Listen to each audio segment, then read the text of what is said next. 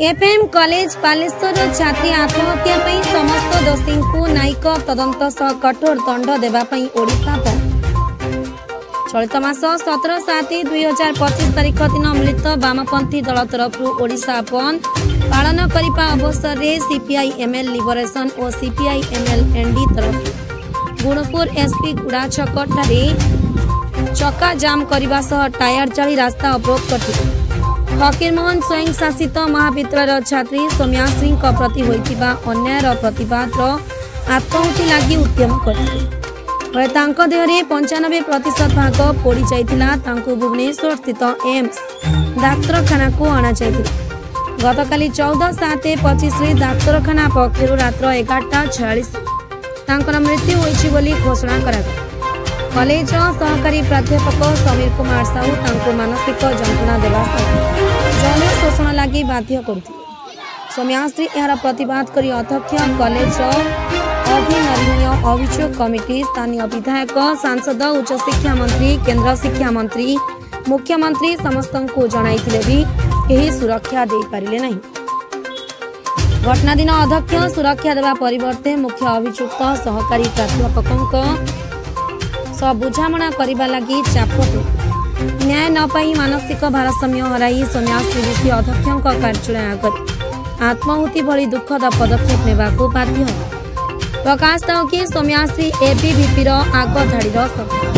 ओडिशा रे आईन श्रृंखला फुसुड़ी पड़ा नारी निर्यातना और कॉर्पोरेट लुंठन बढ़ी बढ़ी चली या विरुद्ध में करने सह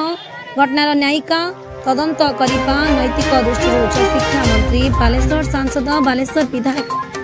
इस्तीफा देवा सांसद विधायक जिलापाल एसपी को परिसरभुक्त करने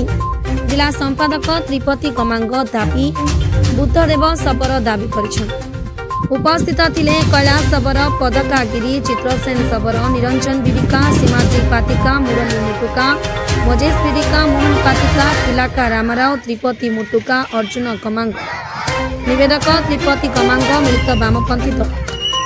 ओडिशा गुणपुर रायगड़ा ओडिशा रे देखिबा को बाकी रहिला आगामी दिन रे सरकार पीड़िता को किपरि न्याय देउछन मोना त्रिपति गमांग सीपीआईएमएल लिबरेशन जिला संपादक आज ओडिशा बंद डाकरा रे मिलित वामपंथी एकता तरफ आज जो बंद डाकरा दे जायछि सेथिरे सीपीआईएमएल लिबरेशन सीपीआईएमएल एनडी तरफ आम संपूर्ण चक्का जाम करूँ कारण फकीरमोहन कॉलेज बालेश्वर फकीरमोहन कॉलेज रे जड़े छात्री ताकू से कॉलेज रो प्रिंसिपल जो भाव में निर्यातना देला ता विरुद्ध रे 6 मास धरी एमएलए एमपी जिलापाल मुख्यमंत्री गणशिक्षा मंत्री समस्त को अभियोग कला किंतु तार न्याय मिलला नहीं न्याय न मिलिया फल आज छात्री वर्तमान मृत्युवरण करछन्ती तेणु मृत्युर कारण मृत्युर दायी होउची प्रशासन मुख्यमंत्री गणशिक्षा मंत्री जिलापाल एसपी समस्ते बर्तमान होची दोषी ये दोषी मान को 302 दफा दाबी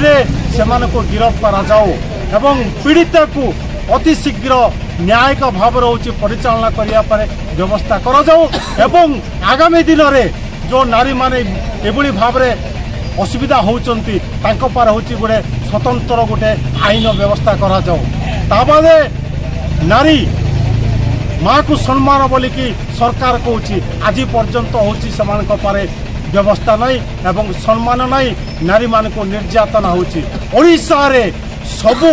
नारी मान को होची अत्याचार होची लक्ष्मी माझी टू आरंभ करी ओडिशार छात्री माने मध्य आज